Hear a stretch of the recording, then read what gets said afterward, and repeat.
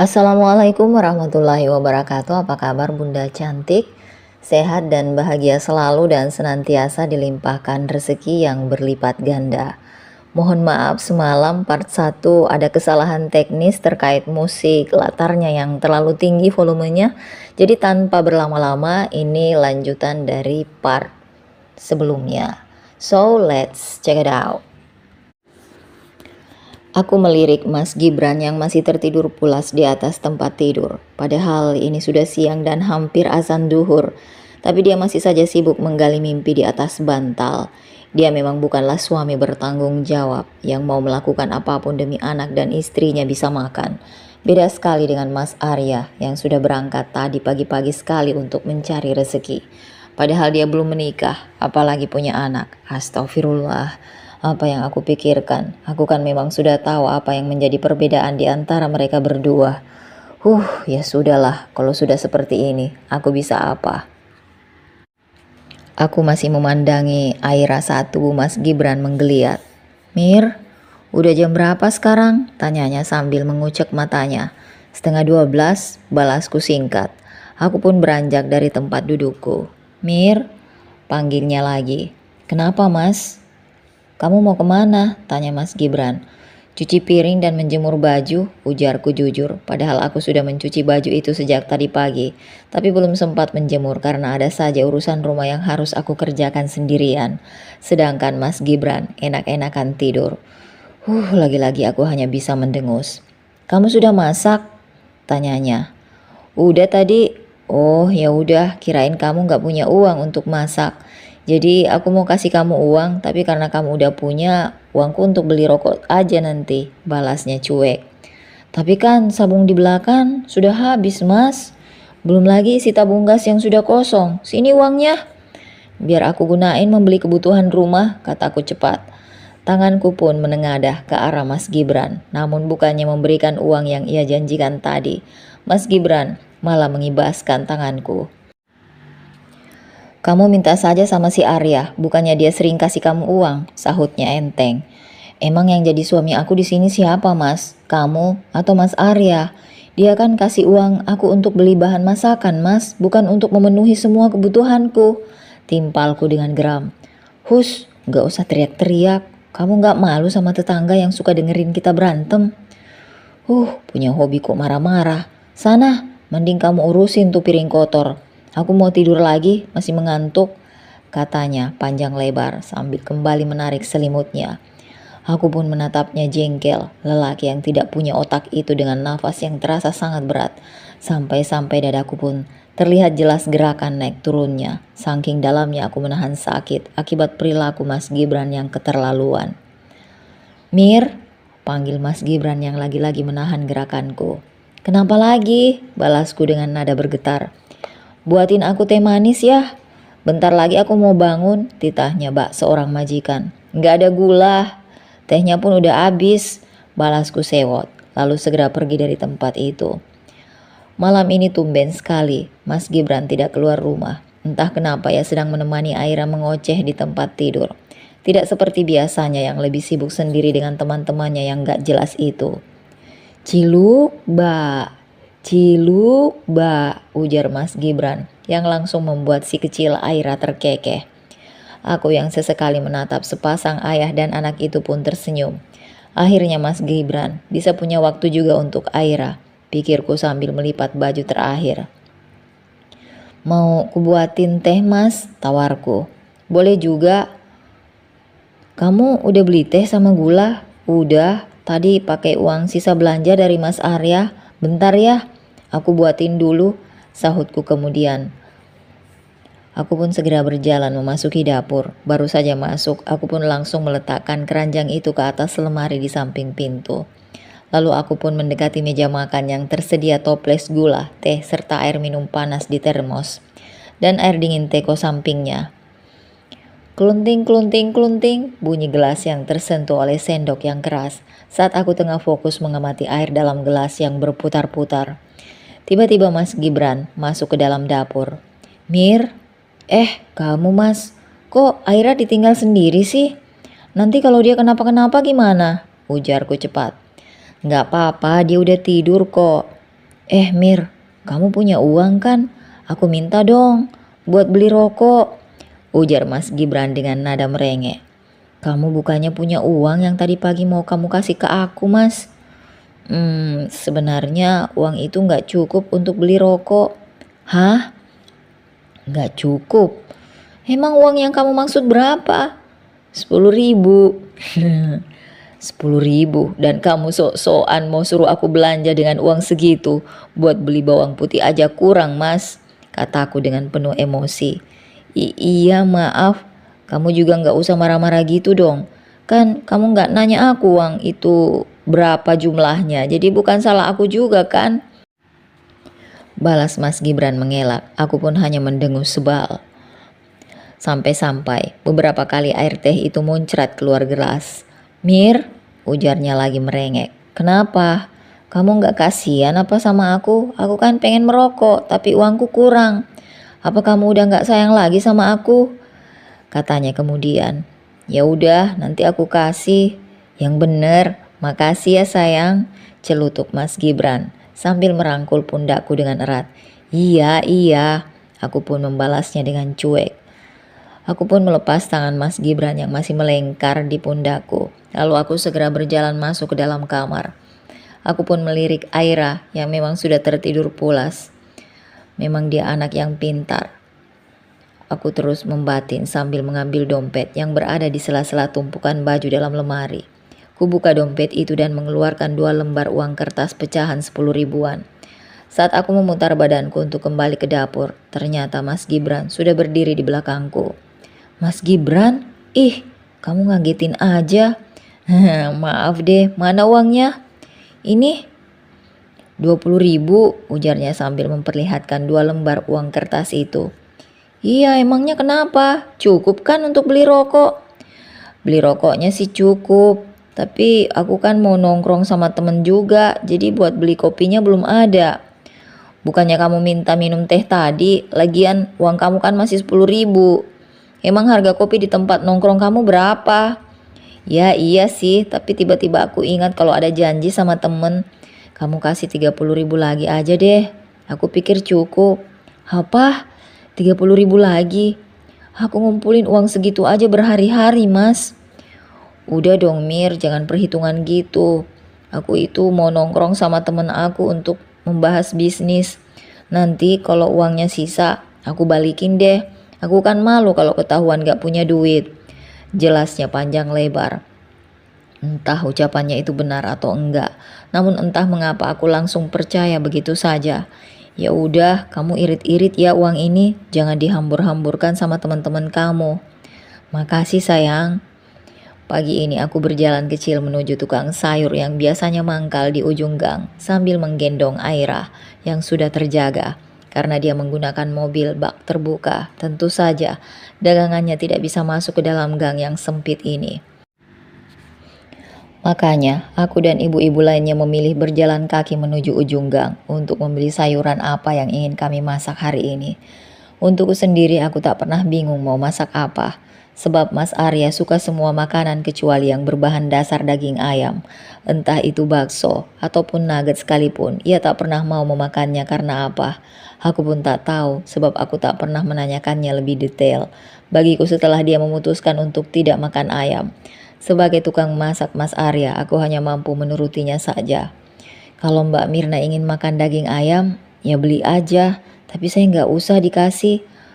Cukup Mbak Mirna dan Mas Gibran saja yang memakannya, ujar lelaki berwajah oval dengan kumis yang tumbuh halus di atas bibir itu tempo hari. Tentu saja aku hanya mengiyakan ucapannya tanpa melakukan apa yang dia minta. Yang ngasih duit belanja saja dia, masa aku mau makan enak sedang dia tidak? Sungguh apa itu tidak keterlaluan kalau menurut orang. Walaupun memang Mas Arya sendiri yang tidak mau. Dan jika bicara masalah orang, aku jadi teringat kalau sekarang aku sedang jadi bahan gosipan tetangga. Bukan hanya karena suamiku yang gak tahu diri, namun juga sikap Mas Arya yang terlampau baik padaku.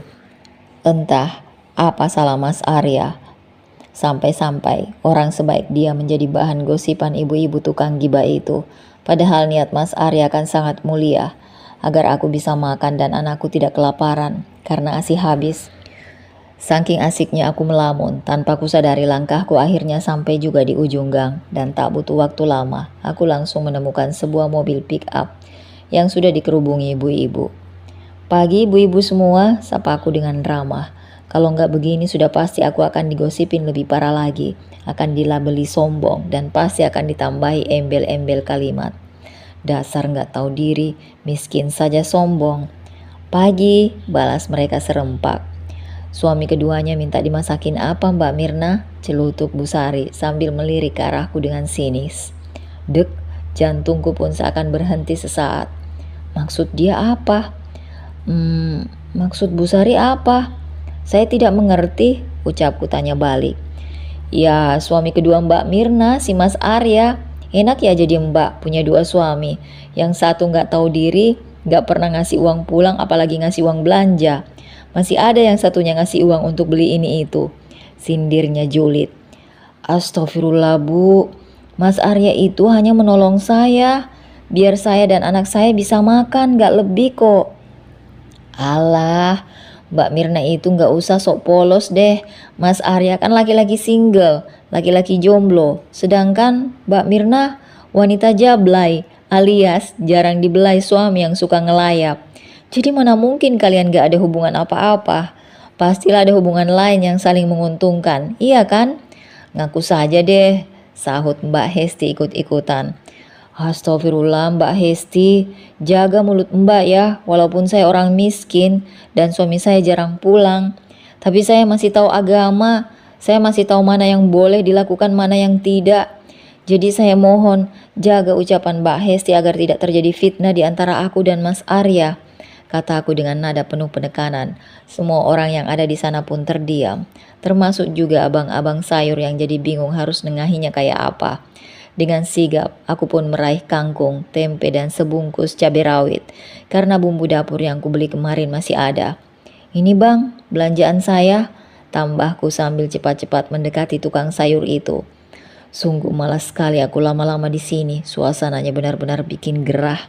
Padahal kabut embun belum masih menyelimuti pemandangan. "Malu tuh dia." "Iya benar-benar," bisik si para ibu-ibu yang masih terdengar di telingaku. Segera saja aku mempercepat langkahku dengan wajah yang kulipat-lipat. Sumpah, malas sekali hidup di sini jika tidak memikirkan biaya sewa kontrakan yang lebih murah. Punya tetangga yang hobinya gibah. Emang mereka nggak punya hobi lain seperti jalan-jalan kek, membaca atau apalah, yang penting nggak hobi julidin orang. Aku pun terus menggerutu dalam hati. Sampai-sampai aku tidak sadar ada seseorang di depanku. Bruk. Kejadian tabrakan pun tak dapat terelakkan. Untung saja tidak terlalu kencang sehingga aku dan Aira tidak tersungkur ke jalan. "Au!" pekikku seketika. Maaf, ucapnya dengan suara yang sangat khas di telingaku. "Iya, nggak apa-apa. Saya yang salah nggak lihat-lihat jalannya," balasku jujur. "Emangnya Mbak Mirna kenapa seperti ada yang dipikirin begitu?"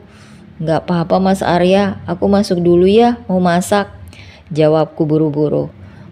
Dan meninggalkan Mas Arya yang sedang olahraga pagi di depan rumah. Kalau dia tahu kita sedang digosipin, bisa-bisa dia menghentikanku jadi juru masaknya, pikirku sambil mengintip laki-laki itu dari lubang pintu. "Gimana sama bisnis yang kemarin kamu bicarain sama temenmu Mas?" tanyaku pada Mas Gibran saat kami sedang makan malam bersama. Aku yang sedang menggendong Aira pun sesekali berdiri di samping kursi yang kududuki.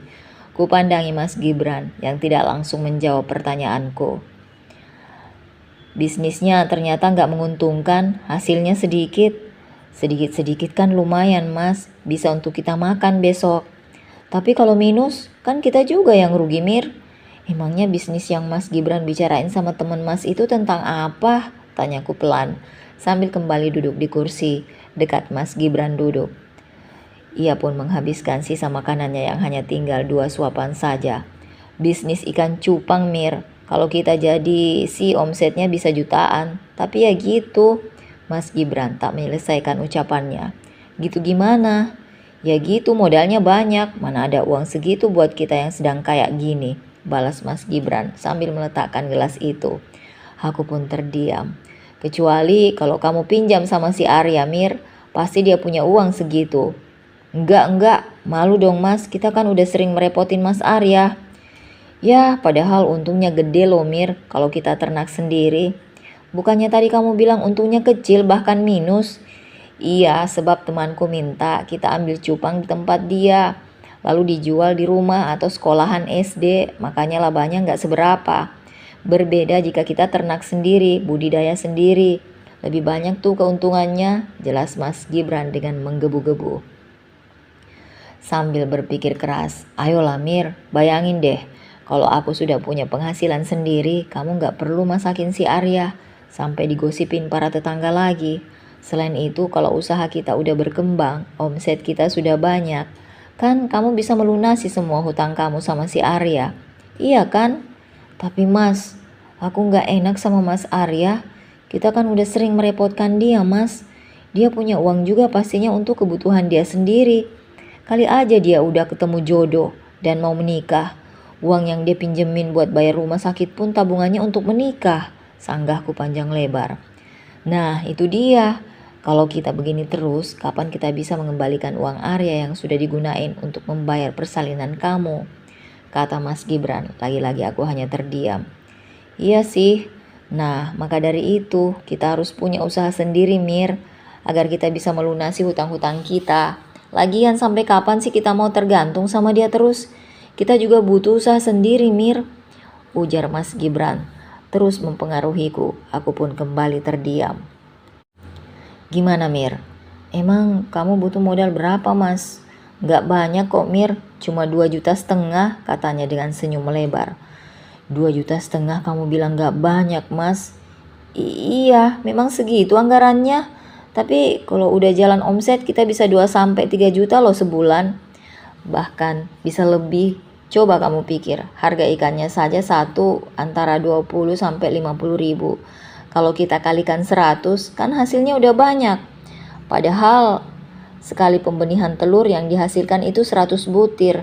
Nah, kalau kita punya 10 pasang ikan cupang, kan udah jadi banyak uang, iya enggak? Iya juga sih, balasku lirih. Pagi harinya, aku ke rumah Mas Arya. Mbak Mirna, panggil Mas Arya yang ternyata sudah berada di belakangku. Sontak aku pun menoleh. Mas Arya sudah selesai mandinya? Tanyaku terlihat bodoh. Mas Arya pun tersenyum sambil membenarkan letak keras seragamnya agar terlihat rapi. Udah dong mbak, saya udah rapi begini kok, balasnya sambil tersenyum manis. Oh iya, sahutku sambil manggut-manggut salah tingkah. Boleh saya sarapan sekarang? Ujarnya yang membuatku sadar jika posisiku berdiri menghalangi jalannya ke meja makan. Oh iya silahkan mas, balasku kegagapan. Biasanya kalau sudah begini aku langsung pamit pulang. Namun sekarang aku masih berdiri di samping Mas Arya yang sedang menyantap makanannya dengan lahap. Sepertinya dia memang selalu suka masakanku, pikirku cepat. Lalu aku pun kembali memikirkan apa yang harus kuucapkan untuk meminjam uang pada Mas Arya karena tiba-tiba saja tenggorokanku rasanya begitu kering.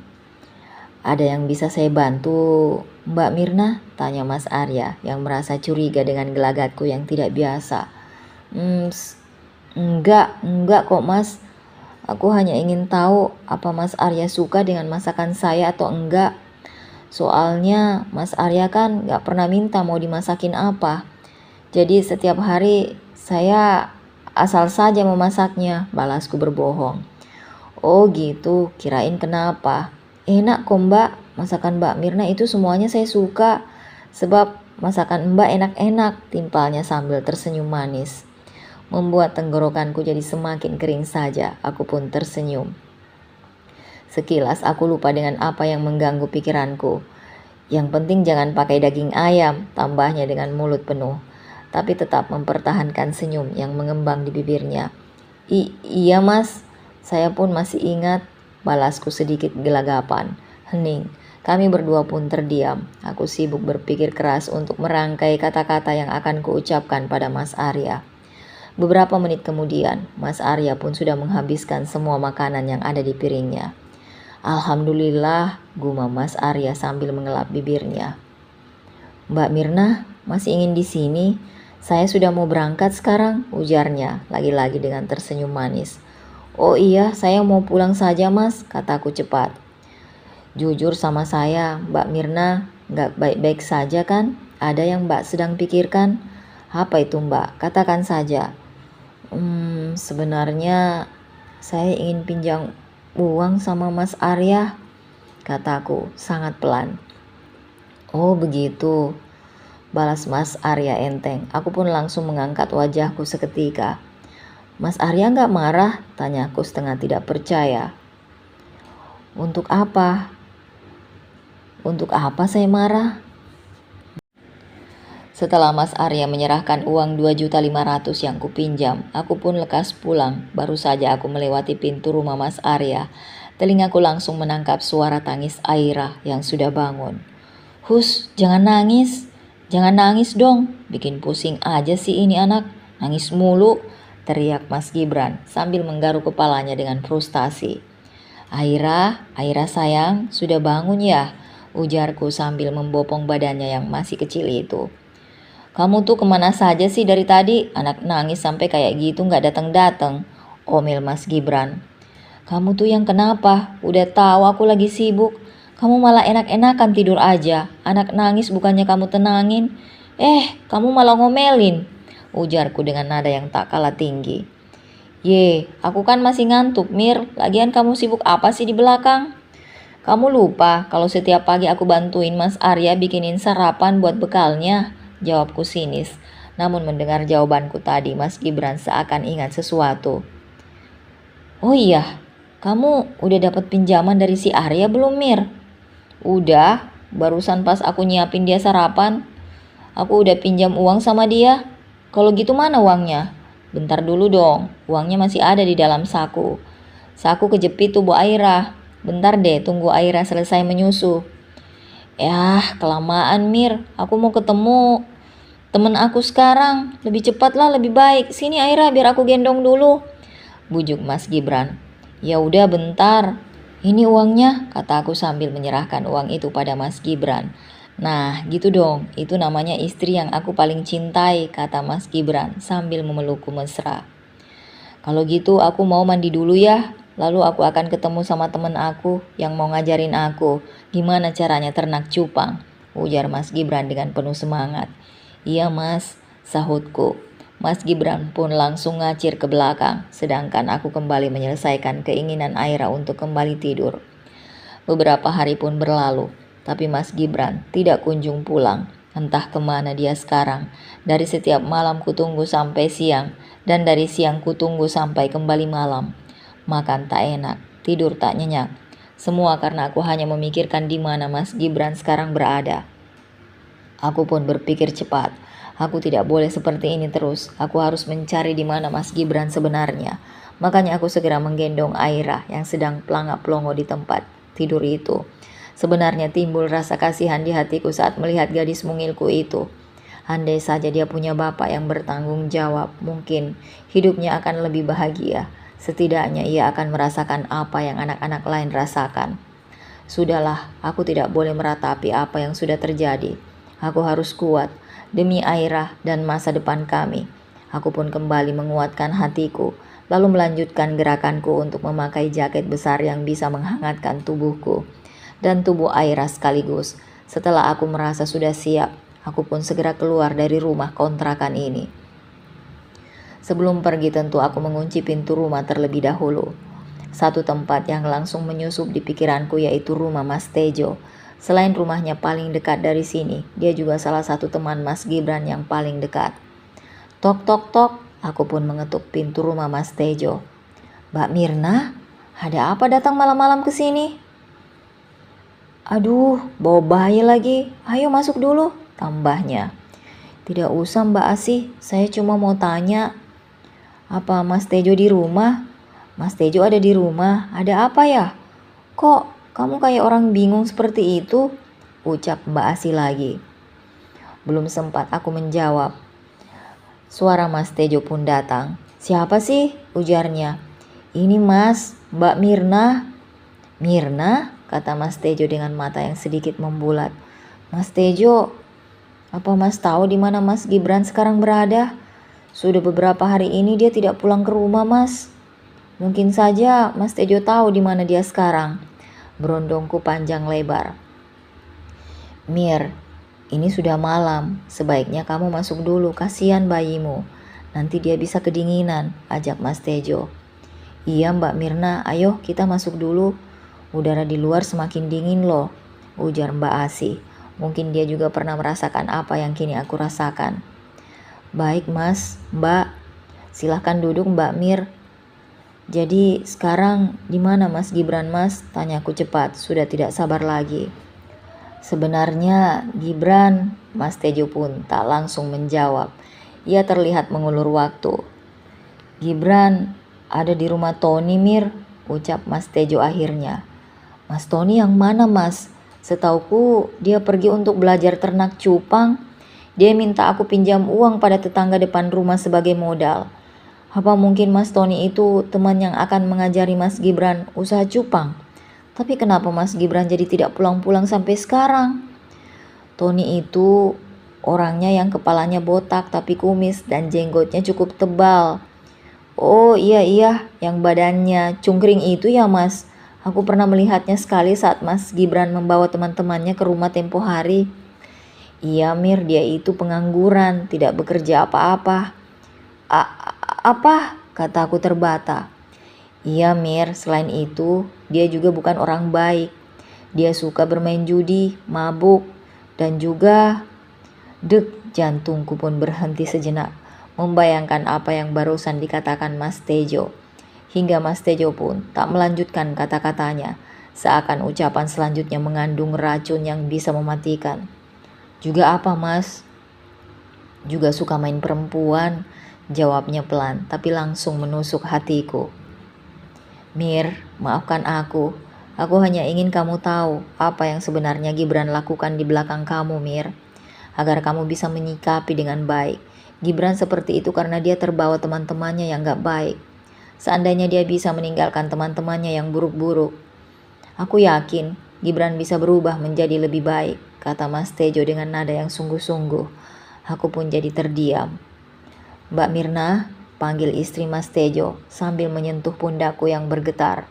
Saat kubuka mata langsung saja penglihatanku menangkap segelas teh hangat yang entah sejak kapan berada di situ. Minum dulu Mbak. Mbak Mirna harus sabar. Mbak Mirna harus kuat. Demi Aira yang masih kecil Mbak. Kasihan dia. Tidak tahu apa-apa. Dia hanya korban di sini Mbak. Ucap Mbak Asih dengan tenang. Mas Tejo mau tidak membantu sekali ini saja Mas? Bantu kamu bagaimana Mir? Tanya Mas Tejo kemudian. Bantu aku untuk datang ke rumah Mas Tony. Aku hanya ingin memastikan apa yang aku bayangkan memang benar-benar terjadi, atau justru hanya menjadi perkiraan yang tidak benar, jelasku dengan nada yang sedikit bergetar. Kamu yakin Mir? Ujar Mas Tejo. Ya sudah, kalau memang itu maumu, akan aku antar kamu ke sana sekarang. Biarkan bayimu tinggal di sini saja sama Asih. Iya Mir, sini, biar aku gendong, pinta Mbak Asih dengan suara lembut. Aku pun membuka ikatan jarik yang menggendong Aira, hingga ia bisa terlepas. Aku titip Aira sebentar ya Mbak. Iya Mbak Mirna, Aira aman sama saya. Ya sudah, ayo Mir. Tapi sebelum berangkat, aku harap kamu benar-benar sudah siap melihat kenyataan ini. Iya Mas, saya sudah siap. Baiklah, ayo. Aku titip Aira ya Mbak. Iya Mbak, hati-hati, timpal Mbak Asih. Aku pun hanya mengangguk, lalu segera menyusul Mas Tejo keluar. Kamu sudah siap? Ulang Mas Tejo. Entah yang keberapa kalinya ia ucapkan. Siap Mas, tambahku bersuara agar terlihat lebih meyakinkan. Kemudian Mas Tejo pun segera menghidupkan mesin motornya. Dan tak lama berselang, motor pun sudah mulai berjalan, melewati jalan setapak yang berkelok-kelok. Hingga akhirnya di sebuah gang tak begitu besar dengan gambar banteng. Di salah satu sisi tugu depan kompleks itu, Mas Tejo memasukkan motornya melewati kedua pilar di samping jalan itu. Sampai di sebuah kebun pisang yang cukup remang-remang karena saking rimbunnya pohon pisang. Mas Tejo pun menghentikan motornya. Maaf ya, kita lihat dari sini saja. Aku tidak enak sama Gibran kalau dia tahu aku yang bawa kamu ke sini. ucap Mas Tejo yang terdengar masuk akal. Aku pun langsung mengangguk, sebab aku pun tak tahu apakah hati ini akan sabar jika melihat Mas Gibran sedang bersenang-senang dengan wanita lain. Aku dan Mas Tejo pun turun dari motor. Lalu kami menyusup di antara pohon-pohon pisang yang berjejeran. Tepat di depan kebun itu, terdapat sebuah rumah bercat hijau yang terlihat ramai di terasnya. Aku pun mempertajam penglihatanku ke arah segerombolan orang-orang yang sedang ketawa ketiwi di sana. Hingga akhirnya mataku pun menangkap sosok yang sedari tadi aku cari. Mas Gibran, gumamku dengan mulut yang menganga lebar dan mata yang membesar, sampai terlihat hendak keluar, saking tidak percaya dengan apa yang aku lihat di depan mata. Bagaimana aku tidak kaget saat suamiku yang begitu kucintai dan kusayangi ternyata sedang dengan wanita lain. Enggak, ini enggak mungkin, gumamku sambil menutup mulut dengan kedua tanganku. Air mataku pun langsung mengalir begitu saja. Sabar Mir, apa kita pulang saja? Tanya Mas Tejo yang melihatku dengan iba. Aku pun langsung mengangguk mantap. Ya sudah, ayo kita pulang. Kemudian kami pun kembali ke tempat di mana Mas Tejo memarkirkan motornya. Sesampai di rumah Mas Tejo, kamu harus bisa tegas sama Gibran Mir. Jangan sampai dia terlarut dengan pergaulan teman-temannya yang arogan itu, kata Mas Tejo. Iya Mas, tapi aku sungguh bingung bagaimana caranya. Mbak Mirna yang sabar ya. Semua orang berumah tangga pasti ada cobaannya, tak terkecuali dengan rumah tangga Mbak Mirna dengan Mas Gibran. Tentunya aku dan Mas Tejo pun pernah mengalami hal yang sama Mbak, ucap Mbak Asi pelan. Aku pun tak membalas karena rasa sakit hatiku sudah memenuhi rongga dada ini. Entahlah Mbak, rasanya aku sudah tidak kuat lagi hidup seperti ini. Sudahlah Mir, mending sekarang kamu pulang dan istirahat, jangan ikuti hawa nafsumu. Kasihan Aira yang masih kecil, mau bagaimanapun seorang anak pasti membutuhkan keluarga yang lengkap. Iya Mbak Mirna. Kadang sebagai seorang wanita, apalagi seorang ibu, seperti kita, perasaan anak adalah hal utama. Tentunya kita tidak mau dong mengorbankan sikap dan emosional anak kita, jika kita lebih mementingkan ego, kata Mbak Asi lagi, Mbak seorang motivator. Aku pun hanya terdiam. Ya sudah Mbak Asi dan Mas Tejo, saya pulang dulu. Baiklah kalau begitu hati-hati di jalan ya Mbak. Sampai rumah segera tidur, agar besok kembali fit, pesan Mbak Asih penuh perhatian. Sekali lagi terima kasih ya Mbak Asih dan Mas Tejo. Malam ini saya benar-benar merepotkan kalian. Kalau Mbak Mirna butuh apa-apa, jangan sungkan-sungkan bilang sama saya. Siapa tahu aku bisa bantu Mbak Mirna, kata Mbak Asih lagi. Iya Mbak, aku pulang dulu ya. Assalamualaikum, pamitku, lalu berjalan yang benar-benar meninggalkan tempat itu. Tak lama aku sudah sampai di rumah kontrakanku yang reot. Bukannya tidur seperti yang Mbak Asi dan Mas Tejo katakan, aku malah duduk di sudut tempat tidur sambil menatap foto kebersamaanku bersama Mas Gibran yang berhasil aku koleksi sejak kita zaman pacaran dulu. Sungguh aku tidak pernah mengira kamu akan seperti ini Mas, ucapku membatin. Pagi itu, aku bangun cukup siang, sekitar jam 6, aku baru turun dari tempat tidurku. Mau ngapain bangun pagi-pagi? Kan ini hari Minggu. Jadi Mas Arya tidak berangkat kerja dan aku pun libur membuatkannya sarapan. Sedang untuk makanku sendiri aku tidak mau ambil pusing. Masih ada sisa nasi kemarin. Nanti lauknya tinggal aku beli gorengan di depan gang. Bagiku itu saja sudah cukup. Walau sebenarnya masih ada tumpukan cucian kotor di belakang. Tapi entah kenapa aku masih sangat malas untuk mencucinya sejak kemarin. Bayangan Mas Gibran bersama wanita lain di rumah itu masih terus mengembara di otakku. Sungguh dulu aku sangat bodoh karena terlalu mencintai lelaki itu. Sampai-sampai aku mengabaikan ucapan dari kedua orang tuaku. Aku mengira karena rasa cintanya padaku, Mas Gibran akan berubah dan menjadi laki-laki yang baik, bertanggung jawab. Tapi kenyataannya sampai sekarang dia tetap sama, bahkan lebih buruk. Tak terasa air mataku pun menetes. Seraya aku membuang pandanganku keluar jendela. Aku bingung harus bagaimana. Jika aku pergi dari rumah ini, aku harus kemana? Aku tak punya cukup uang untuk mengontrak di tempat lain dan juga untuk memenuhi segala kebutuhanku serta Aira sehari-hari. Bekerja pun aku tidak bisa karena masih ada Aira yang membutuhkanku setiap waktu. Kalau aku pulang ke rumah, sudah pasti kedua orang tuaku hanya akan menertawakan kebodohanku dan tidak akan menerimaku lagi karena sudah memilih lelaki yang salah untuk menjadi suami yang hanya membuatku tersiksa lahir dan batin. Sungguh aku bingung harus gimana. Tok tok tok, bunyi kaca jendela di depanku yang langsung membuatku tersadar dari lamunan. Mas Arya, gumamku sambil memandang sosok lelaki di balik kaca yang sedang tersenyum, sambil menunjukkan sebuah bungkusan yang aku yakin sih isinya makanan. Trek, bunyi kunci saat kuputar dalam lubangnya. Tanpa membuang waktu, aku pun segera membukanya lebar-lebar. Pagi Mbak Mirna, sapa Mas Arya. Pagi Mas, ada apa ya? Bukannya hari ini Mas Arya libur, jadi saya tidak memasakkan bekal untuk Mas Arya, ujarku basa-basi. Padahal aku sih tahu banget dia mau ngapain. Iya Mbak, aku juga masih inget kok, cuma aku mau ngasih ini sama Mbak Mirna. Kali aja Mbak Mirna belum sarapan, balas Mas Arya sambil menunjukkan bungkusan di tangannya lagi. Aduh Mas, jadi ngerepotin deh, sahutku berusaha tersenyum. Padahal hatiku semakin ingin menangis. Andai saja yang memperlakukanku semanis ini adalah Mas Gibran. Aku pasti sangat bahagia, pikirku mengandai-andai. Enggak dong Mbak, saya senang bisa membantu Mbak Mirna. Kita kan tetangga paling deket Mbak, jadi saya sudah anggap Mbak Mirna seperti saudara. Nih, Mbak Mirna ambil makanannya. Mas Arya pun menyodorkan bungkusan tadi ke arahku. Makasih ya Mas. Maaf, saya tidak bisa balas apa-apa, timpalku sambil meraih bungkusan itu. Sebenarnya terbersit rasa tidak enak dalam hatiku, mengingat aku sudah menumpuk hutang banyak pada Mas Arya. Iya Mbak, tidak apa-apa, saya ikhlas kok memberikan semua ini pada Mbak Mirna. Oh ya, sebenarnya saya pun kesini ada urusan lain, kata Mas Arya yang langsung membuat jantungku berhenti berdetak. Jangan-jangan Mas Arya mau menagih uang yang sudah kupinjam selama ini. Pikirku cepat. Kalau benar, gimana ini? Aku kan tidak punya uang sebanyak itu. Aku pun mulai panik. Urusan lainnya apa Mas? Sebenarnya aku kesini pun ingin. Mas Arya pun menggantung kalimatnya.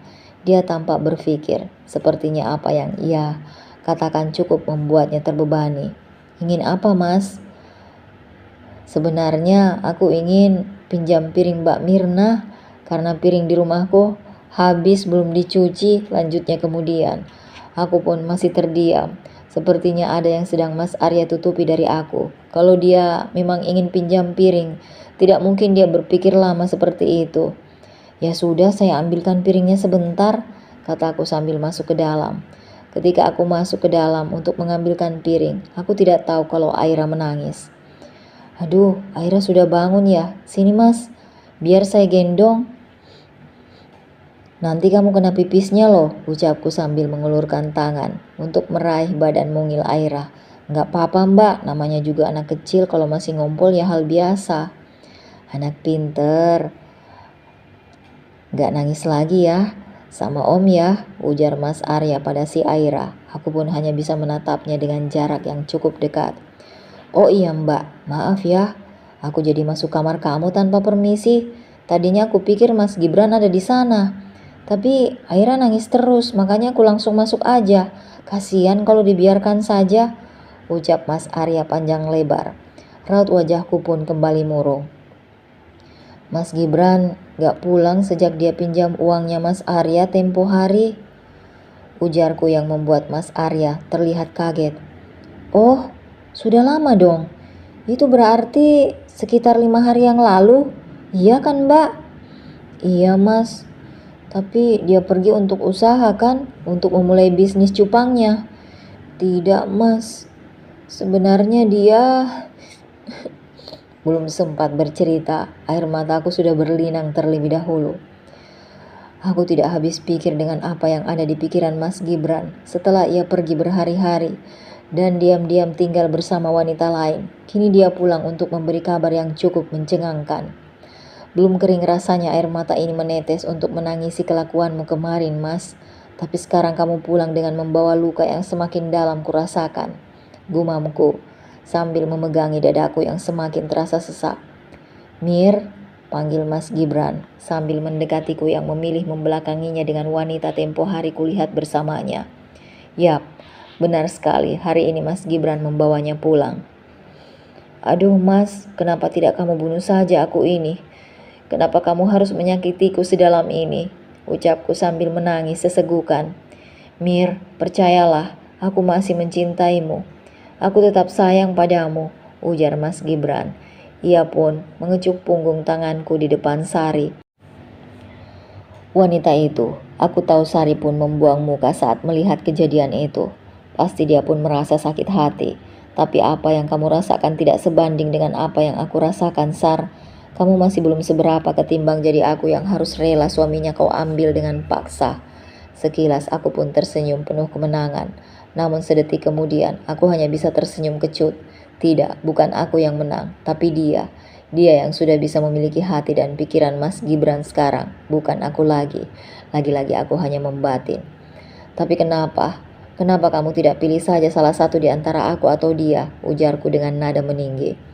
Aku tidak bisa, Mir. Aku tidak mau kehilangan kalian berdua. Aku yakin kita bisa hidup bersama, Mir. Mas Gibran pun berjalan mendekatiku. Lalu ia mengelus lengan atasku seakan ingin membuatku terlena. Namun aku yang sudah terlanjur sakit hati, tentu segera menghindar darinya. Tidak, Mas. Kamu salah. Selama ini memang aku hanya diam diperlakukan bagaimanapun sama kamu. Terus dibohongi, tidak pernah diberi nafkah cukup. Tapi kali ini kamu sudah benar-benar keterlaluan, Mas. Aku sudah tidak kuat lagi, bentakku. Aku sudah tidak peduli lagi dengan warga sekitar yang mendengar pertengkaran kami sepagi ini. Sampai-sampai aku pun tak ada waktu untuk menyiapkan bekal Mas Arya. Sudahlah, nanti kalau aku jelaskan tentang kejadian hari ini dia juga mengerti. Mir, aku mohon, acaranya besok pagi, Mir. Aku merasa ada beban yang mengganjal jika aku tak berbicara ini padamu, kata Mas Gibran, sambil terus menciumi pundakku yang bergetar. Entah apa yang harus aku katakan. Untuk menolak pun, aku tidak kuasa. Karena apapun yang kukatakan tak akan merubah keputusan Mas Gibran. Mir, aku mohon. Aku izinkan. Izinkan aku menikah lagi, aku berjanji. Setelah ini kita akan hidup bahagia bersama. Kasihan Sari, selama ini dia hidup dengan anaknya saja. Tidak ada yang bisa melindungi apalagi memperhatikan dia. Ujar Mas Gibran lagi. Aku pun melirik calon maduku. Dengan perasaan yang berkecamuk, ku tatap dia yang tersenyum penuh kemenangan di atas penderitaanku. Gimana Mir? Ucap Mas Gibran.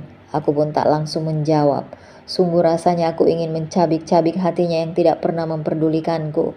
Padahal aku sudah melakukan semua untuknya. Sampai-sampai aku meninggalkan keluargaku. Terserah kamu, Mas. Beneran, Mir, kata Mas Gibran dengan mata yang bersinar-sinar. Terima kasih, Mir, terima kasih. Aku tahu kamu itu sangat mencintaiku, kan?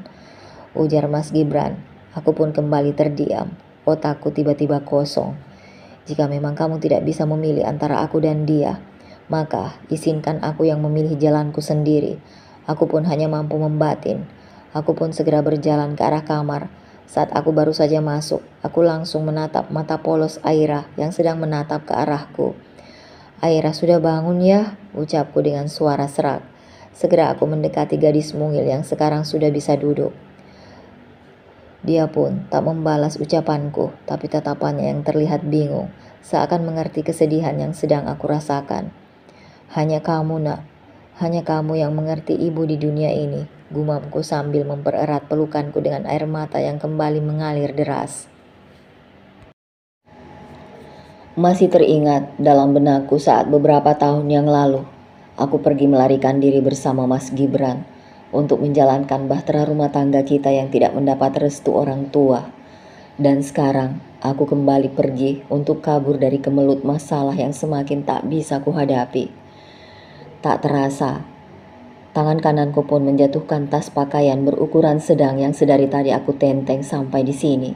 Saat mencium aroma makanan, refleks, otot leherku pun bergerak ke samping, mencari sumber bau harum itu. Dan segera aku menemukan sebuah rumah makan Padang yang cukup ramai. Ku pegang perutku yang sejak tadi sudah meminta jatah. Langsung saja aku teringat jika tadi pagi aku tidak belanja dan uang yang kemarin Mas Arya berikan masih berada di dalam kantong. Segera aku pun mengeceknya. Alhamdulillah, ujarku bersyukur memandang uang berwarna biru dengan tulisan Rp50.000 berada di pojok kiri bawah. Setelah membeli nasi yang sudah kuputuskan untuk dibungkus, aku pun melanjutkan perjalanan. Perjalanan kemana? Entahlah, aku pun tidak tahu. Yang jelas aku ingin segera pergi dari kenyataan pahit ini. Sungguh, untuk membayangkannya saja, aku tidak kuat. Betapa sakitnya hati ini dengan semua kelakuan Mas Gibran yang tak pernah memperdulikan aku sama sekali. Aku pun mengusap air mata yang kembali berlinang di kedua kelopak mataku. Kulirik Aira. Dia masih terlelap dengan polosnya. Kita akan bahagia, nak. Suatu hari nanti ibu janji, ujarku dalam hati. Lalu aku pun mengangkat tas pakaianku, lalu aku kembali berjalan entah kemana. Sekitar 10 langkah kemudian aku pun menghentikan langkahku.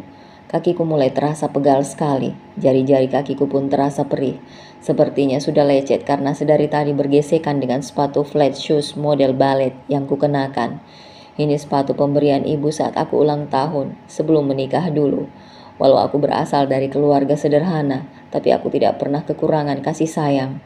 Yah, dulu sebelum aku memilih jalan bodoh dengan menikahi Mas Gibran yang tidak punya hati itu. Kuedarkan pandanganku ke sekitar. Kita memang sudah berada jauh dari kontrakan yang mungkin kini menjadi istana Mas Gibran dan Sari. Sampai-sampai aku saja tidak tahu ini di mana. Aku pun menghembuskan nafas beratku sambil meraih pegangan tasku. Aku harus segera menemukan tempat untuk beristirahat dan mengisi perut. Dan tak lama kemudian, aku melihat sebuah taman kota yang tidak begitu ramai berada tidak jauh di depanku. Bibirku pun tersenyum. Lalu segera aku berjalan mendekatinya. Alhamdulillah, kita dapat tempat istirahat juga, nak, ujarku sambil duduk di salah satu bangku taman. Saat aku baru saja menjatuhkan pantatku, Aira pun terbangun. Ia terlihat seperti orang yang kebingungan. Mungkin dia bingung di mana dia sekarang. Wah, anak ibu sudah bangun ya? Mbak Cilu, Mbak, aku pun berusaha menghiburnya agar dia tidak rewel. Dengan setelah nyawa Aira terkumpul, ia pun menarik kedua ujung bibirnya tersenyum. Aku pun langsung memeluk gadis kecil yang mulai beranjak balita itu. Ku kecup keningnya yang berkulit halus dan lembut. Beberapa detik aku mendaratkan bibirku di atas kening Aira yang berkeringat. Tiba-tiba air bah pun kembali menyapu kotoran di kedua pipiku. Aku kembali menangis, mengingat nasib kami ke depannya belum jelas arahnya akan kemana. Uangku saja hanya bersisa Rp170.000. Mana cukup untuk mencari kontrakan atau kos-kosan di daerah sini, belum lagi untuk biaya hidupku lainnya. Ada satu penyesalan akan tindakan bodohku ini. Andai aku tidak pergi, sudah pasti aku tidak bingung mencari tempat berteduh seperti ini. Kasihan Aira. Dia mulai kepanasan sebab mentari yang semakin naik. Aku pun melepas kecupanku, lalu mengusap butir-butir air bening yang memenuhi kening Aira. Kasihan sekali kamu, nak. Kenapa semua ini jadi seperti ini? Kupandangi wajahnya yang terlihat sangat polos, minta ASI untuk mengisi perut kecilnya. Aku pun langsung memberikan apa yang dia minta sebelum dia menangis dengan kencang. Dan ternyata tak hanya masalah. Saking asiknya aku dan Aira tertawa bersama sampai-sampai aku tidak sadar jika tas pakaianku sedang diincar oleh seorang dari belakangku. Seret, orang itu pun meraih tasku lalu berlari. Tentu saja aku merasakan hal itu.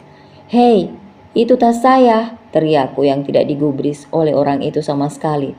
Aira, tunggu di sini ya, ibu kejar orang itu sebentar, pamitku pada Aira. Lalu dengan cepat aku berlari ke arah orang tadi kabur. Mas, kembalikan tas saya, teriakku sambil terus mengejar lelaki yang berlari tak jauh di depanku. Aku pun terus mengikutinya agar tidak kehilangan tas itu, karena uangku yang tidak seberapa itu ada di dalam tas itu. Bagaimana aku bisa makan besok jika aku tidak mempunyai uang sedikit pun? Kulangkahkan kakiku lebar-lebar, sambil terus meneriakinya maling. Orang-orang yang berada di sekitar pun langsung berkerumun membantuku menangkap lelaki itu. Dan tak butuh waktu lama orang itu pun tertangkap warga. Ini tas milik ibu, ujar salah satu bapak yang ikut membantu menangkap orang itu. Aku pun segera meraih tas pakaian itu. Iya pak, ini tas saya, terima kasih ya pak atas bantuannya, ujarku sambil menerima tas itu. Iya bu, lain kali hati-hati, di daerah sini sangat rawan pencurian, pesan si bapak tadi. Iya pak, terima kasih. Setelah mereka pergi, aku pun langsung kembali ke taman tadi. Airah, tasnya sudah ibu dapat, ucapku pun terpotong ketika aku menyadari Airah tidak lagi ada di bangku taman tadi. Airah, kamu di mana nak? Aku pun berteriak sambil mencari di sekitarnya. Airah, kamu di mana? Teriakku dengan perasaan yang hancur berkeping-keping.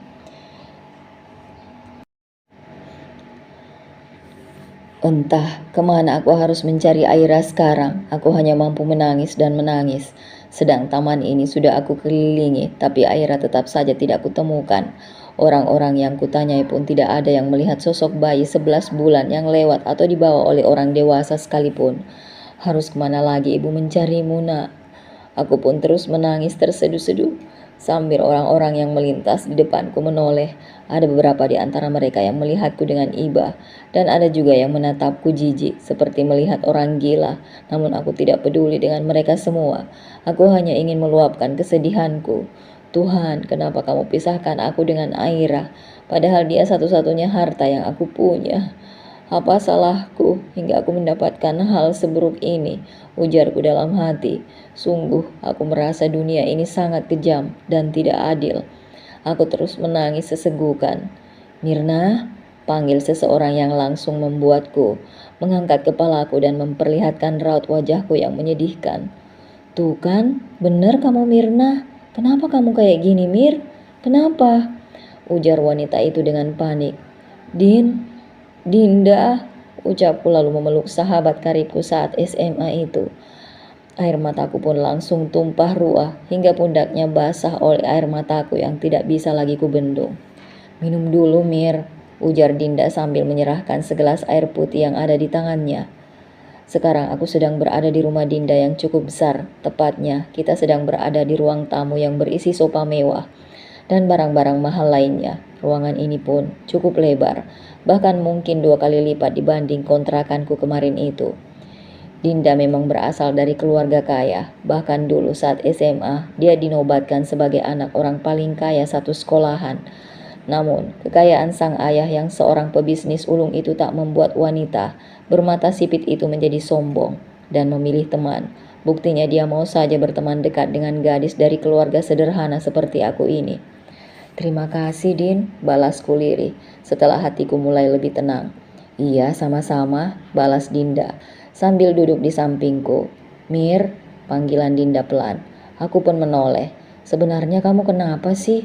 Kenapa kamu sampai nangis-nangis di taman tadi? Aku kabur dari rumah kontrakanku, Din. Aku nggak kuat hidup sama suamiku. Aku pun berucap dengan air mata yang terus menetes dengan deras. Memangnya suami kamu ngapain sampai kamu kabur kayak gini? Dia udah keterlaluan, Din. Dia udah gak peduliin aku, gak pernah memberi nafkah lahir sama aku. Dan kemarin dia minta izin untuk menikah lagi. Aku udah gak tahu lagi harus bagaimana. Aku pun kembali menangis sesegukan, bahkan melebihi tangisanku yang tadi. Dan tadi aku baru saja kehilangan anakku, Din. Aku mau makan sama dia, tiba-tiba ada orang yang mau jambret tas aku. Aku langsung mengejar penjambret itu, Din, dan saat aku kembali, anakku sudah tidak ada lagi. Hidupku hancur, Din. Hidupku hancur. Aku pun merasa Dinda mendekatkan tubuhnya ke arah tubuhku. Lalu ia meraih kepalaku untuk menyandar di pundaknya. Sementara tangan kanannya mengelus pundak kananku berkali-kali. Seakan dia ingin menyalurkan semangat dan kekuatan agar aku kembali menegakkan tulang belakangku untuk menghadapi masalah ini. Hus, kamu yang sabar ya Mir. Aku yakin kamu pasti bisa melewati ini semua, kata Dinda mencoba memberikan dukungan. Tapi aku jadi merasa serba salah, Din. Andai aku nggak mengambil jalan bodoh ini, andai aku nggak pergi dari rumah, pasti aku nggak akan kehilangan Aira. Tangisanku kembali mengalir. Kamu nggak boleh menyalahin diri kamu sendiri, Mir. Kamu memang sudah nggak sanggup melanjutkan pernikahan kamu. Kamu nggak boleh maksain diri kamu sendiri, Mir. Kamu yang akan tersiksa. Tapi kalau begini aku jadi bingung harus tinggal di mana, Din. Aku tidak punya uang cukup untuk membayar kontrakan baru. Kamu gak usah khawatir ya. Kalau kamu mau, kamu tinggal di sini aja sama aku. Sebenarnya aku tinggal sendirian di sini, Mir. Setelah kedua orang tua aku meninggal beberapa bulan yang lalu, ucap Dinda tulus. Beneran, Din, aku boleh tinggal di sini? Tanya aku dengan nada setengah tidak percaya. Aku pun langsung mengangkat kepalaku dari pundak Dinda, lalu memperhatikan raut wajah sahabatku di zaman putih abu-abu dulu. Iya, Mir, kamu boleh kok tinggal di sini, balas Dinda dengan wajah yang cerah dan senyum yang mengembang. Terima kasih Adin, terima kasih banyak ya, aku janji aku nggak akan tinggal dengan percuma. Aku akan membantu menyelesaikan pekerjaan di rumah ini, entah itu bersih-bersih, nyiapin kamu makan atau pekerjaan yang lainnya, ujarku dengan antusias. Dinda pun tersenyum, lalu ia menggenggam tanganku dengan erat. Entah dulu maupun sekarang, kamu kan masih teman aku, Mir. Masa kamu tinggal di sini untuk menjadi pembantu? Aku ikhlas kok membantu kamu mendapatkan tempat tinggal. Selain itu, aku juga akan membantu kamu untuk mencari anakmu yang hilang dan membalas semua perilaku kejam dari suamimu, kata Dinda dengan penuh penekanan. Membantu aku untuk membalas semua perilaku kejam suamiku, Din? Tanya aku mengulang ucapan Dinda.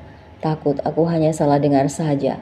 Namun Dinda mengangguk mantap dengan senyum penuh arti yang mengembang di bibirnya. Tapi caranya gimana? Udah, tenang aja. Aku tahu gimana caranya, ujar Dinda sambil tersenyum misterius. Aku pun semakin mengerutkan keningku. Kamu pengen tahu gimana caranya? Tanya Dinda sambil tersenyum manis. Aku pun langsung mengangguk mantap.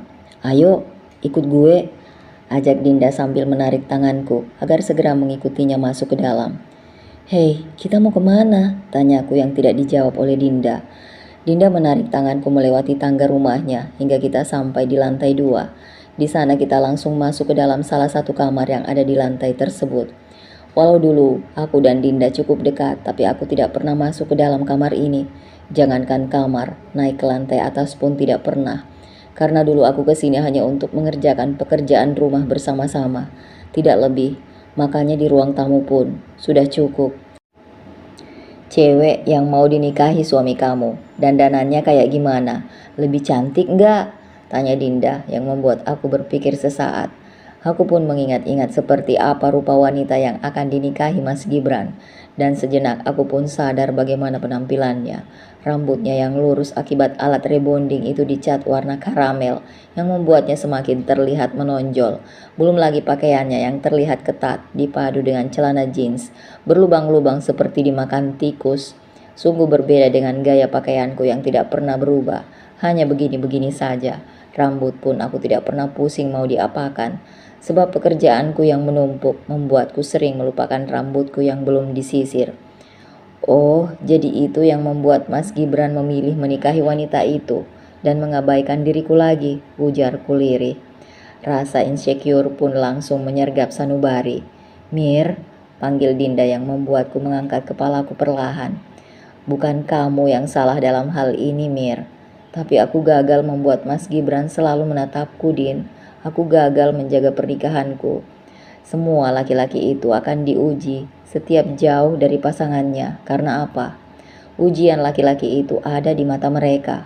Sekuat apapun kamu berusaha membuat suamimu nyaman sama kamu, kalau dia saja tidak bisa mengontrol diri saat di luar rumah, itu tidak akan merubah apapun, Mir. Sekarang yang kita butuhkan adalah pelajaran berharga untuk suamimu, kata Dinda, bak seorang motivator ulung. Untuk kesekian kalinya aku pun mengerutkan keningku. Bagaimana caranya, Din? Sesuatu yang berharga akan terasa berharga setelah seseorang merasa kehilangan. Kamu mengerti maksudku kan? Tanya Dinda. Aku pun tak menjawab, aku malah berpikir sejenak. Betul kata Dinda, hidupku yang penuh cobaan saat bersama Mas Gibran kemarin membuat otakku tidak bekerja dengan maksimal. Udah gak usah kebanyakan mikir, cepat sekarang kamu ganti pakaian. Dengan baju-baju aku ini, kata Dinda sambil menyerahkan tumpukan baju yang tadi diambilnya. Tapi Din, ini kan baju kamu. Aku bawa baju ganti kok. Hus, gak usah banyak protes. Mending kamu ganti baju sekarang juga. Ya udah deh, kataku akhirnya. Aku pun tersenyum melihat pantulan bayanganku yang terlihat sangat cantik di cermin datar yang menempel di meja rias. Dengan menggunakan kemeja berwarna pink, peach yang terlihat lembut dan hanya memiliki hiasan rumbai di sepanjang kedua sisi jalur kancing, dipadu dengan sebuah celana baggy pant berwarna hitam yang menunjang penampilan eleganku. Untuk bagian wajah, aku yang sudah mulai lihai merawatnya hanya perlu sekali dua kali tepukan bedak padat karena kulitku yang putih terbebas dari noda serta jerawatnya. Rambutku pun aku curly bagian ujungnya hingga terlihat seperti ikal menggantung. Dan yang tak kalah penting untuk melengkapi penampilanku yaitu sepasang anting berbentuk mutiara yang terlihat sederhana tapi berkesan mewah. Kamu harus tampil cantik, menarik, dan penuh pesona. Biar nanti jika suami kamu melihat, dia akan kaget dan pangling sama kamu. Sebab lelaki suka dengan wanita yang pandai merawat dirinya, ujar Dinda tempo hari. Terima kasih ya Din, aku tidak tahu apa jadinya kalau sampai aku tidak ketemu kamu saat itu. Sudahlah Mir, jangan kaku begitu. Kamu kan dulu yang sering ngasih aku contekan, sehingga aku bisa dapat nilai bagus dan gak diomelin papa. Timpal Dinda, kemudian ia tertawa bahagia. Kamu masih saja ingat sama kejadian itu, Din? Itu kan sudah terjadi beberapa tahun yang lalu saat kita masih SMA. Iya sih, tapi bagiku sampai kapanpun aku tidak akan melupakan hal itu. Sebab tidak semua anak pandai sebaik kamu, Mir. Padahal papaku orangnya keras kepala yang selalu menginginkan aku mendapat nilai bagus. Bahkan nyaris sempurna, kata Dinda dengan raut wajah muram. Jelas saja aku ingin segera menghiburnya. Namanya juga orang tua, pasti ingin yang terbaik kan untuk anaknya. Ya juga sih Mir. Oh iya, kamu sendiri gimana? Masih betah ngejomblo? Tanya aku. Aku sempat pernah mau menikah Mir, namun di saat hari H, dia malah kabur sama mantan pacarnya Mir. Sakit sekali rasanya, ucap Dinda sambil menitikan air mata. Apa? Dinda pernah ditinggalkan calon suaminya? Kenapa aku tidak pernah tahu hal ini? Sejak menikah dengan Mas Gibran, aku memang seperti tidak punya waktu untuk diriku sendiri. Apalagi untuk teman-temanku, pikirku dalam hati. Kamu yang sabar ya Din. Maaf, aku jadi membuka luka lama kamu. Aku benar-benar tidak tahu jika kejadiannya seperti itu. Maafkan aku ya. Iya Mir, gak apa-apa kok, kamu gak salah. Aku aja yang cengeng, selalu saja nangis kalau ingat hal itu. Padahal kejadiannya juga udah lama. Mulai sejak saat itu Mir, aku malas ingin menjalin hubungan dengan lelaki lagi. Aku benci sama siapapun yang menyakiti kaum wanita seperti suamimu. Untuk itu Mir, aku ingin kamu membalas sakit hati kamu sama suamimu. Tunjukkan sama dia kalau dia itu bodoh, sudah menyanyiakan wanita sebaik dan secantik kamu. Tutur Dinda penuh semangat. Hari pun berganti hari, bulan sudah berganti bulan. Pekerjaan yang kudapatkan semakin mantap kulakoni. Bagaimana tidak, dengan bayaran yang cukup banyak, aku bisa melakukan apapun. Mulai dari membeli pakaian bagus, sehingga aku tidak perlu lagi meminjam pakaian pada Dinda. Bisa melakukan perawatan tubuh, makanya penampilanku kini berubah 180 derajat. Lihat saja sekarang, kulitku putih bersih tanpa celah. Kuku-kuku tumbuh memanjang dengan polesan warna pink natural yang indah serta make up dari brand ternama yang sangat cocok dengan tipe wajahku. Aku pun membatin sambil melirik pantulan bayanganku di kaca lemari dengan senyum yang terus mengembang.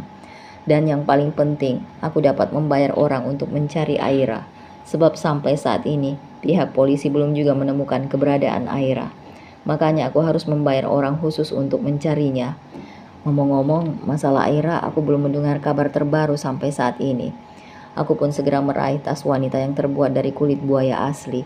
Kalau masih bersama Mas Gibran, sudah bisa dipastikan aku tidak akan pernah memiliki benda ini. Jangankan memilikinya, memegangnya saja rasanya tidak mungkin. Aku kembali membatin sambil merogoh tas itu untuk mengambil ponsel pintarku. Segera ku ketik beberapa kata sebelum akhirnya ku pencet gambar dial di bawah nomor kontak itu. Halo, sapa aku pada seseorang di seberang sana. Halo bos, balasnya. Gimana? Aira sudah ketemu? Belum bos, kita masih terus berusaha mencari informasinya, jawab orang itu dengan suara khas laki-laki. Apa? Kenapa bisa selama ini? Maaf bos, tapi selain kejadiannya sudah lama, orang-orang yang jualan di sekitar taman tidak berangkat dagang pada saat itu. Jadi penyelidikan kami sedikit terhambat, jelasnya. Ya sudahlah, kabari saja kalau ada perkembangan informasi. Baik bos, tut. Aku pun langsung mematikan sambungan telepon itu. Lalu aku pun melempar ponselku ke atas meja kantor. Dadaku rasanya sakit sekali kalau mendengar kabar Aira yang tak kunjung ditemukan. Sambil kusandarkan punggungku di sandaran kursi yang ada di belakangku. Aku pun memejamkan mata untuk menetralisir moodku yang langsung berantakan. Hingga di saat aku menikmati kesunyian ruanganku, tak sengaja telingaku menangkap sebuah suara keributan dari luar ruangan. Jelas saja aku langsung membuka kedua mataku secara bersamaan. Ada apa ya di luar?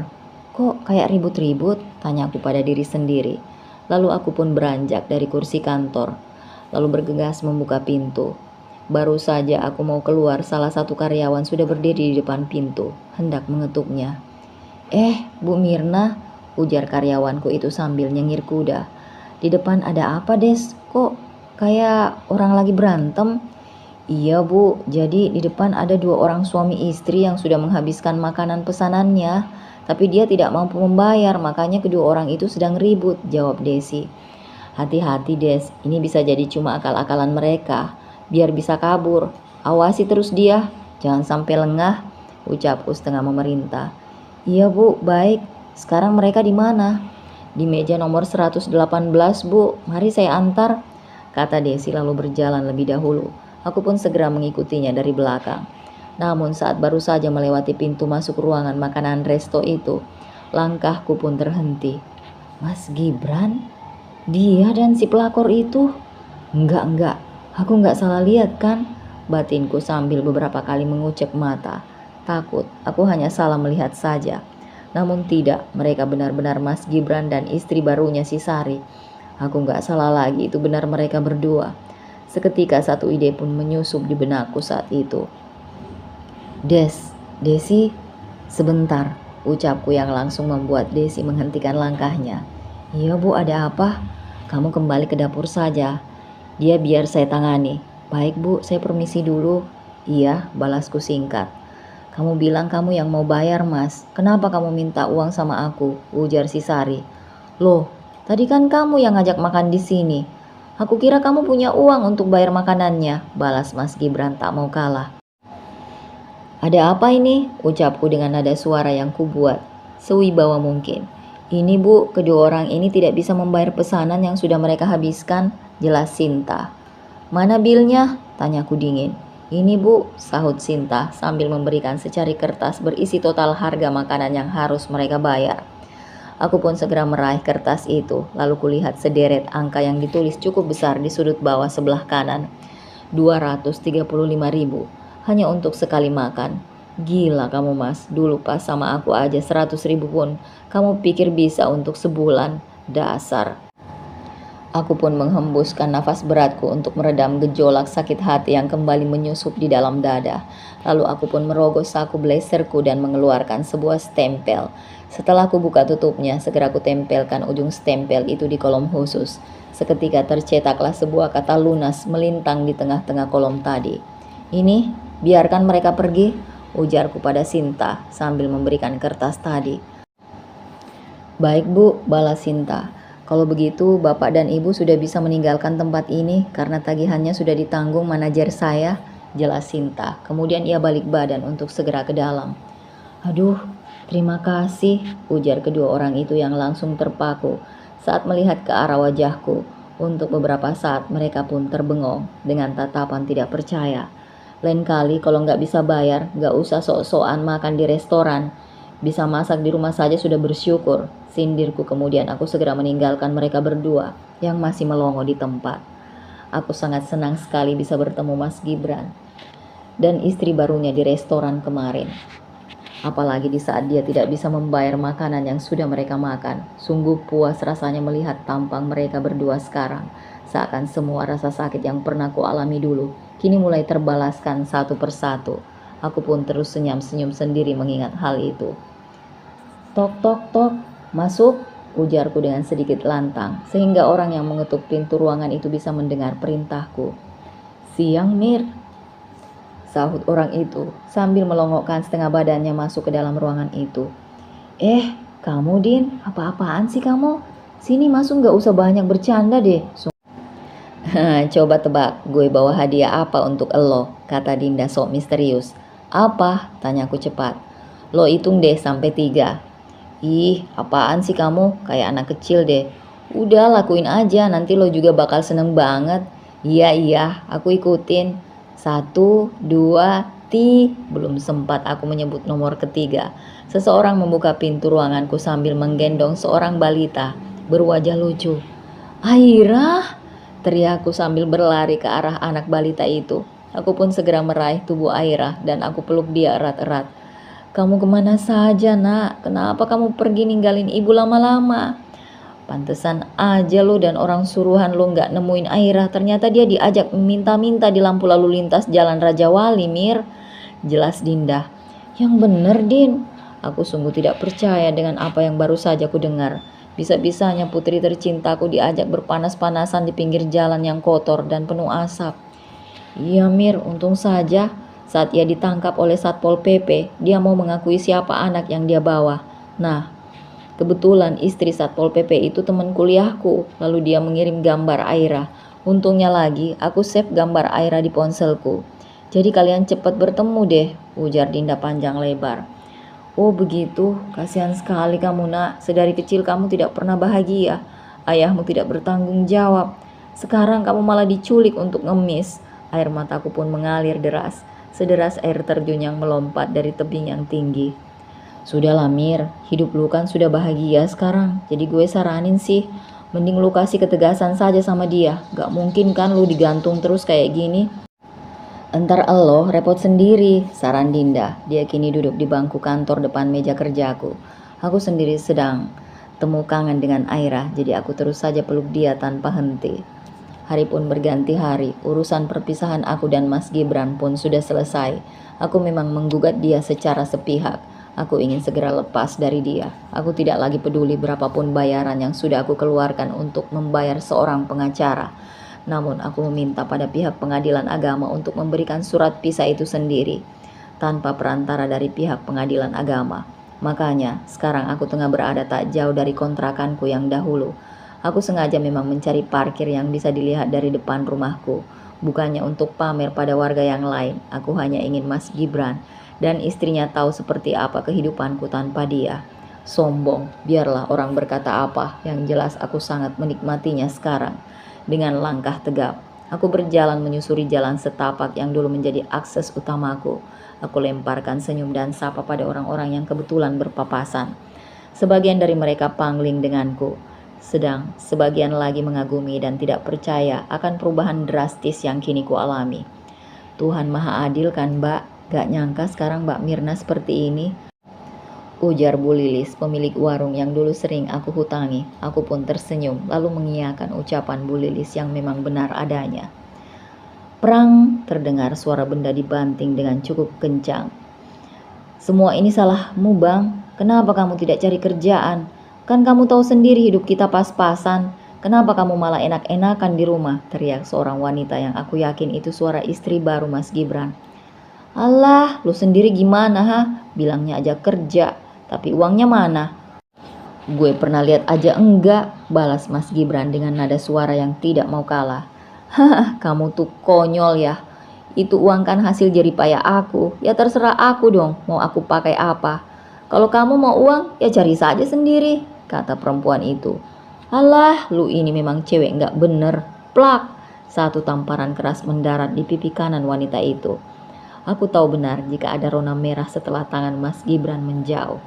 Melihat aku berada di tengah-tengah pintu kedua, insan itu pun menghentikan aktivitasnya. Mirna, panggil Mas Gibran sambil berjalan ke arahku. Akhirnya kamu pulang juga, lanjutnya dengan mata yang berkaca-kaca. Aku kesini tidak lama kok mas, balasku sambil melirik Sari yang terlihat sangat tidak suka dengan kedatanganku. Aku hanya ingin memberikan ini, tambahku sambil memberikan surat resmi perceraian. Ini apa? Itu surat cerai kita mas, mulai hari ini kita sudah bukan suami istri lagi, ucapku dengan lancar. Apa? Tidak Mir, tidak, aku tidak mau pisah sama kamu Mir, aku mohon. Jangan seperti itu mas, kita semua sama-sama manusia, kamu manusia, aku dan Aira pun manusia. Kamu ingin bahagia, dan aku serta Aira pun ingin bahagia, walau tidak bersama kamu mas. Kalau begitu, aku pergi dulu, lanjutku kemudian berjalan menjauh. Sesak sebenarnya melewati kejadian ini semua, mengingat Mas Gibran adalah cinta pertamaku di SMA, tapi ternyata dia bukan cinta terakhirku. Karena sekarang aku baru sadar, jika cinta itu kita pantasnya hanyalah untuk Allah. Sebab semakin kita mencintai Allah, maka semakin besar balasannya untuk kita. Batinku sambil terus berjalan. Mbak Mirna, tiba-tiba sebuah suara yang tak asing di telingaku menghadang langkahku. Aku pun mengangkat wajahku seketika. Mas Arya, balasku sambil mengembangkan senyuman paling indah yang pernah kupunya. Inti dari kisah ini adalah semua keluarga pasti punya ujiannya masing-masing. Namun apapun ujian yang Allah berikan pada kita, itu hanyalah batu loncatan kita untuk menjadi orang yang lebih baik. Untuk itu, apapun yang terjadi pada kita sekarang, nikmati dan syukuri. Insya Allah, apapun ujian yang sedang menerpa, kita akan terasa ringan tanpa beban. Terima kasih Bunda Cantik sudah menyimak cerita ini hingga tuntas. Sampai ketemu di cerita selanjutnya.